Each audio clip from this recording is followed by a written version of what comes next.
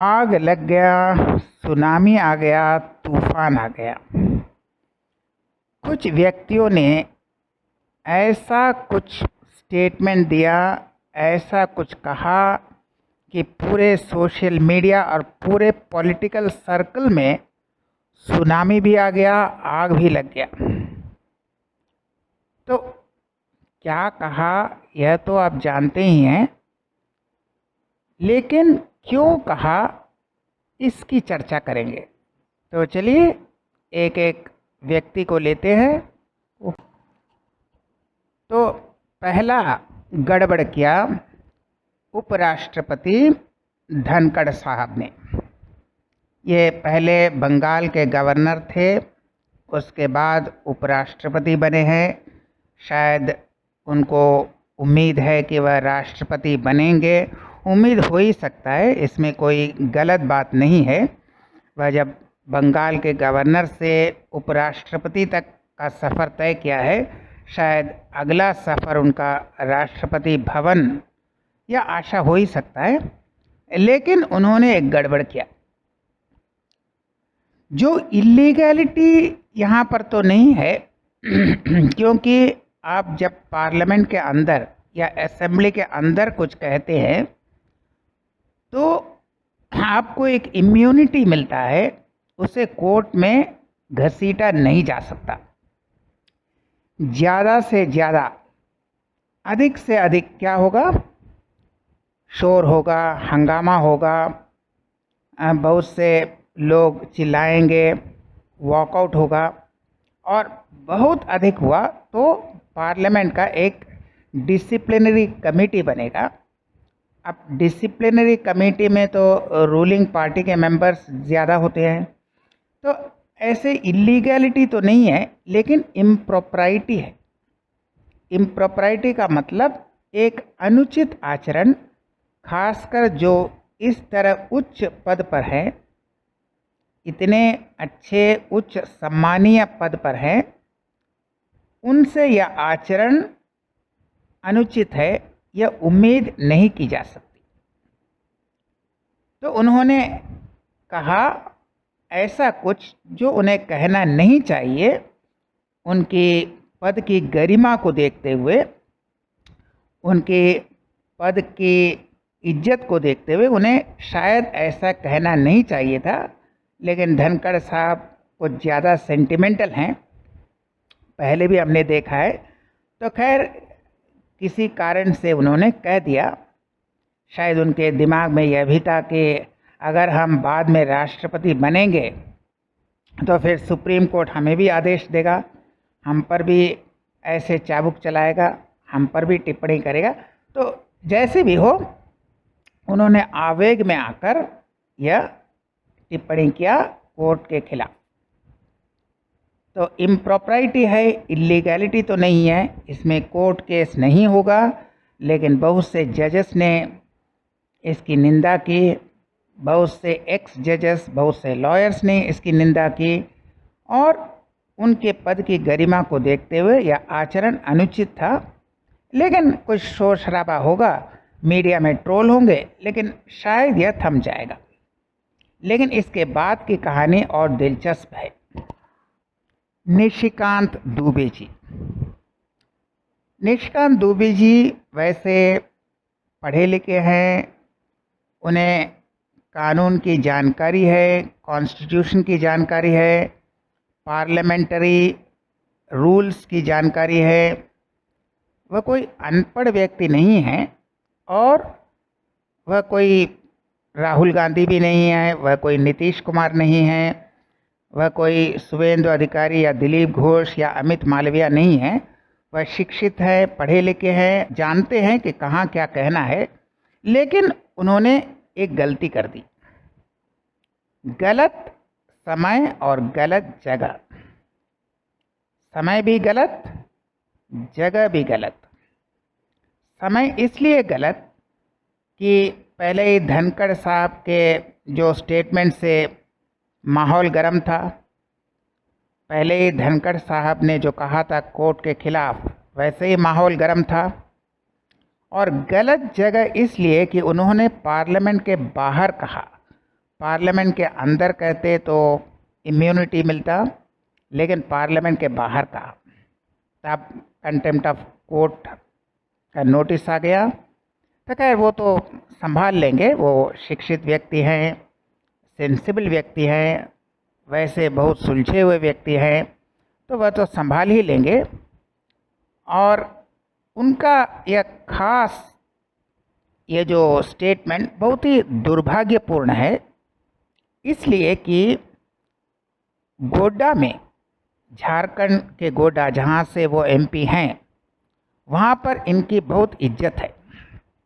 वहाँ के लोग कहते हैं, गोड्डा के लोग कहते हैं कि निशिकांत दुबे जी काम करते हैं, विकास का काम करते हैं। जैसे गोड्डा में कोई रेलवे स्टेशन नहीं था, इन्होंने रेलवे स्टेशन बनाया। वहाँ से बहुत से ट्रेन हैं, कलकत्ता तक डायरेक्ट ट्रेन है, रांची तक इंटरसिटी अभी चलता है। तो बहुत से जो विकास किया है, लोग कहते हैं यह निशिकांत दुबे जी ने किया है और यह इनकी इज्जत करते हैं। यहाँ तक कि मुसलमान भी, कोई कहता है कि मुसलमान बीजेपी को पसंद नहीं करता, लेकिन गोड्डा के मुसलमान निशिकांत दुबे जी को मानते हैं, इज्जत करते हैं।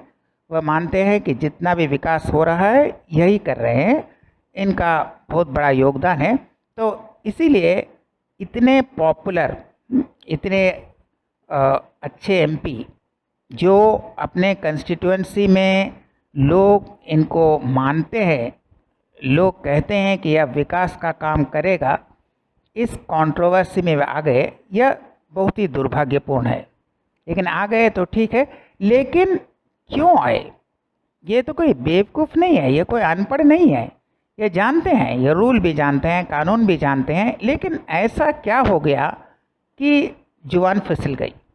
यह सच में जुबान फिसल गई, यह जानबूझकर नहीं कहा, उन्होंने एक आवेग में कहा। तो कहते वक्त उन्हें याद नहीं था कि हम पार्लियामेंट के बाहर कोर्ट के खिलाफ जो बयान दे रहे हैं, इससे क्या हो सकता है, इसका परिणाम क्या हो सकता है, शायद उन्हें ख्याल नहीं था, इसलिए वह कह तो गए। खैर वो संभाल लेंगे, लेकिन क्यों कहा? वह बहुत ही स्ट्रेस में है, वह बहुत ही टेंशन में है। क्यों टेंशन में है, यही हम डिस्कस करेंगे। किस टेंशन में, किस दबाव में वह भूल गए कि कहाँ क्या कहना है, नहीं कहना है, और वह कह दिया एक गलत बात, गलत जगह, गलत समय पर कह दिया। तो क्यों कहा, इसी की चर्चा करेंगे। तो इसका जवाब यह है कि निशिकांत दुबे जी एक बहुत ही कमिटेड, बहुत ही लॉयल बीजेपी के सदस्य हैं। वह बहुत ही वफादार हैं। ये नहीं कि चुनाव के लिए टिकट नहीं मिला तो उधर चले गए, फिर कभी किसी ने बुलाया कि हम तुम्हें कुछ मंत्री बना देंगे तो उधर चले गए। इस तरह के व्यक्ति नहीं हैं। वह पोस्ट के लालच में, या एमपी बनने के लालच में, या राज्यसभा या लोकसभा के मेंबर बनने के लालच में वह इधर उधर जाने वाले नहीं हैं। और वह बीजेपी को दिलो जान से सेवा करते हैं। तो आजकल वह बहुत टेंशन में है। टेंशन में है इसलिए कि बीजेपी का जो पॉपुलैरिटी है वह एकदम रसातल में जा रहा है। कहीं का भी लीजिए, किसी भी डबल इंजन स्टेट का ऐसा हालत है, और पूरे देश का ऐसा हालत है कि बीजेपी का पॉपुलैरिटी एकदम हिमालय के पहाड़ से एकदम धड़ाम करके नीचे गिर गया। तो यह बहुत ही चिंता में है। तो इतने चिंता में है कि वो आवेग में थे। खासकर वो वक्फ बोर्ड का जो सुप्रीम कोर्ट का कुछ था ऑब्जर्वेशन, कुछ कंडीशन था, इससे वह बहुत थोड़ा अपसेट थे। लेकिन सिर्फ वक्फ बोर्ड की बात नहीं है, वह अपसेट और भी कुछ कारणों से हैं। वक्फ बोर्ड का जो सुप्रीम कोर्ट का किस्सा तो आप लोग जानते हैं, सुप्रीम कोर्ट ने क्या कहा, फिर सॉलिसिटर जनरल तुषार मेहता को कुछ एश्योरेंस देने पड़े, ये तो है ही। लेकिन उसके बावजूद और या उसके अलावा और भी कुछ चीज़ें हैं जो उनको बहुत ही अपसेट करती हैं, और वह बीजेपी के सच्चे सैनिक हैं।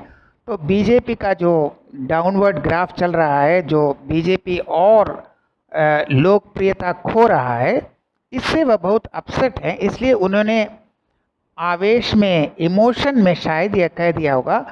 वह अपना स्थिति भूल गए थे कि वह पार्लियामेंट के बाहर हैं, वह क्या कह रहे हैं, शायद उनको अपना कंट्रोल नहीं था। तो वक्फ बोर्ड के अलावा और क्या क्या चीज़ें उनको परेशान कर रही हैं, तो कुछ झलक देखते हैं। तो पहला चिंता उनका यह है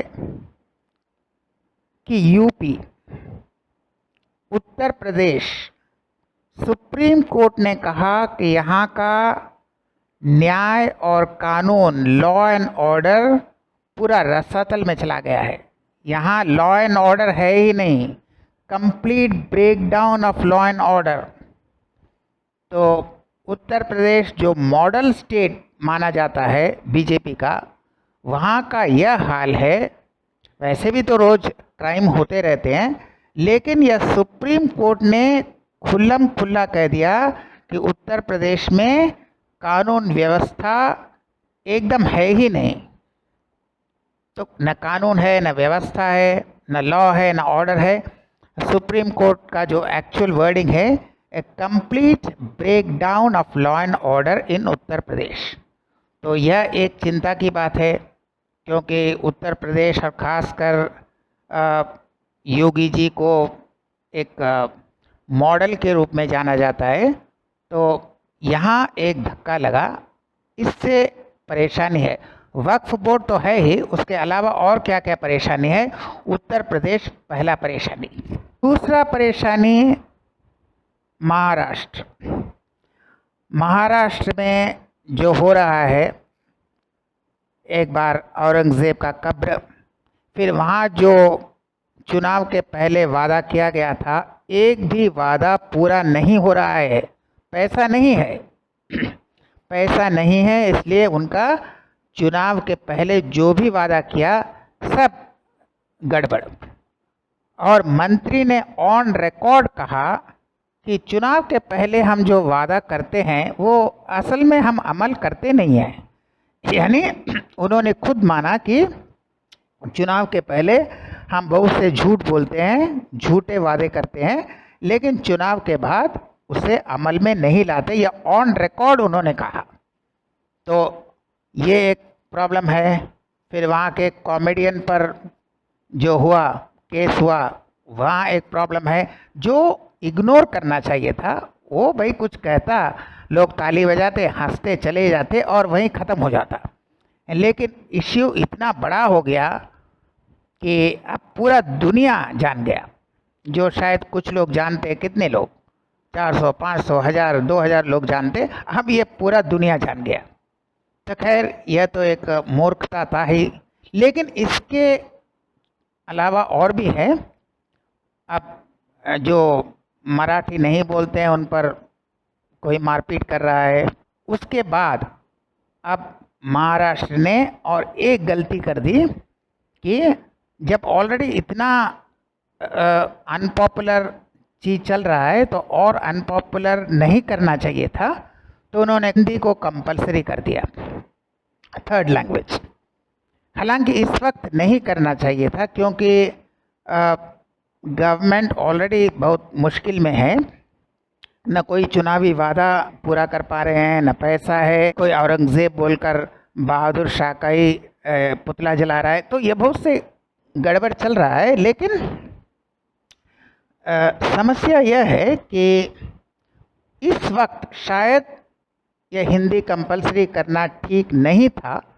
वह 1 साल बाद में भी कर सकते थे। अब वो नॉर्मल जो ओरिजिनल रूप में पॉलिसी है, 3 लैंग्वेज पॉलिसी, वही करते। थर्ड लैंग्वेज ऑप्शनल रखते, स्टूडेंट का अपना चॉइस होता। लेकिन उन्होंने हिंदी कंपलसरी करके बहुत बड़ी गलती कर दी। अब इसका भी विरोध होगा। लेकिन देवेंद्र फडणवीस भी एक सुलझे हुए शिक्षित व्यक्ति हैं। वह भी एक बहुत ही सुलझे हुए शिक्षित व्यक्ति हैं, वो कोई अनपढ़ जोकर नहीं है जैसे बंगाल में है ना, या वो जो कह रहा था हेमा मालिनी हैं चाटने के लिए होता है, इस तरह के वो बकवास करने वाले नहीं हैं। वह बहुत ही सुलझे हुए हैं, एक अच्छे इंसान हैं। तो उन्होंने ऐसा क्यों किया? जब इतना गड़बड़ घोटाला चल रहा है तो उन्होंने इस वक्त क्यों हिंदी को कंपलसरी किया, क्यों और एक विवादित स्टेप लिया, जो कंट्रोवर्शियल स्टेप है, जो गवर्नमेंट को और महंगा पड़ेगा, क्यों इस तरह का कंट्रोवर्शियल स्टेप लिया? इसका एक ही जवाब है, शायद उन्हें किसी ने ब्लैकमेल किया है, वरना वो नहीं करते। वह इतने बेवकूफ़ नहीं हैं, वह बहुत ही सुलझे हुए व्यक्ति हैं, बहुत ही इंटेलिजेंट हैं। उन्हें किसी ने ब्लैकमेल किया होगा कि आपको हिंदी कंपलसरी करना पड़ेगा, वरना हम जानते हैं ब्लैकमेल कैसा होता है तमिलनाडु में, हिंदी पढ़ाओ नहीं तो पैसा बंद, पैसा देंगे ही नहीं। मेरे बाप का माल है, मर्जी हुआ तो देंगे, नहीं मर्जी हुआ तो नहीं देंगे।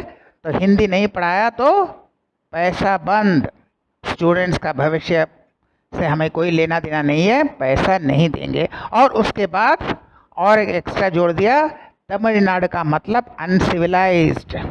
तो इसी तरह किसी ने कहा होगा कि हम पूरे मुंबई को अब अनसिविलाइज्ड कहकर पूरा पैसा बंद कर देंगे, और पैसा का ज़रूरत है, वहाँ सब योजना ठप पड़ा है, पैसा नहीं मिला तो और मुश्किल में पड़ेगा। तो उन्होंने क्या किया, शायद मजबूरी में उन्होंने हिंदी को कंपलसरी किया होगा। लेकिन बाद में एक स्टेटमेंट आया कि ठीक है, थर्ड लैंग्वेज ऑप्शनल है, अब देखते हैं क्या करते हैं। उनके लैंग्वेज पैनल ने भी इसका विरोध किया है कि हिंदी कंपलसरी नहीं करना चाहिए, अब देखते हैं क्या होता है। लेकिन किसी मजबूरी में शायद उन्होंने किया होगा। यह भी एक टेंशन है निशिकांत दुबे जी के लिए। लेकिन उनका टेंशन ख़त्म नहीं होता, और एक टेंशन है, उनका टेंशन है अब दिल्ली। दिल्ली में बीजेपी के आते ही पावर कट शुरू, उनके आते ही पानी नहीं मिल रहा है, दवाई नहीं मिल रहा है, और बीजेपी के समर्थक लोग बीजेपी के खिलाफ हो गए। जो कट्टर बीजेपी सपोर्टर थे, जो कट्टर द सो कॉल्ड भक्त थे, वो लोग भी अब बीजेपी के खिलाफ। तो वह कह रहे हैं ना बिजली है ना पानी है। इस बीच वो सूद जो है पावर मिनिस्टर, वो तो बकवास कर ही देता है कि नहीं मेंटेनेंस में, अब 5 साल भी मेंटेनेंस में रहेगा। 5 साल जितना भी पावर प्लांट है वो मेंटेनेंस में ही रहेगा 5 साल तक। अभी कितना मेंटेन करेंगे भाई। लेकिन इसके बाद उनके झूठ पकड़े जाने के बाद अब चीफ मिनिस्टर ने एक और गलती किया। भाई होता है, अब वैसे रेखा गुप्ता भी पढ़ी लिखी हैं, ऐसे कोई सेंसिबल व्यक्ति हैं, कोई जोकर नहीं है, कोई बालक बुद्धि नहीं है, लेकिन उन्होंने भी वही गलती किया।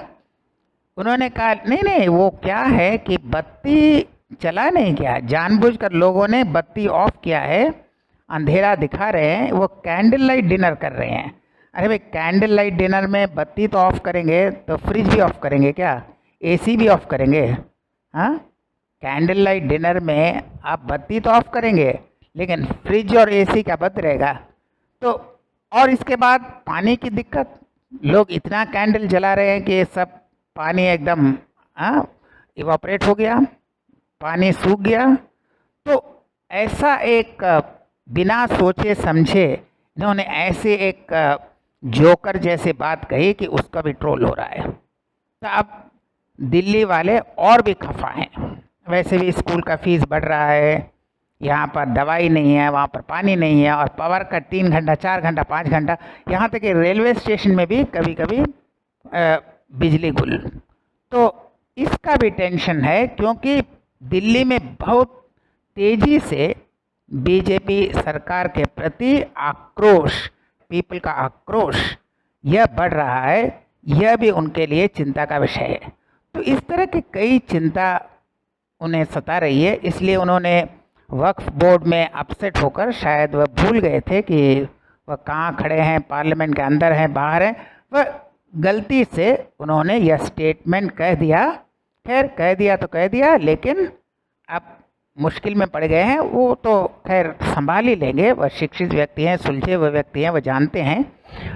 वो कुछ कहेंगे, अपॉलजी टाइप कुछ कहेंगे तो खैर वो संभाल लेंगे, लेकिन इतनी टेंशन में वह भूल गए कि कहाँ क्या बोलना चाहिए और गलत समय और गलत जगह पर गलत चीज़ बोल गए। तो हम फिर मिलेंगे ऐसा और वीडियो के साथ, तब तक के लिए नमस्कार।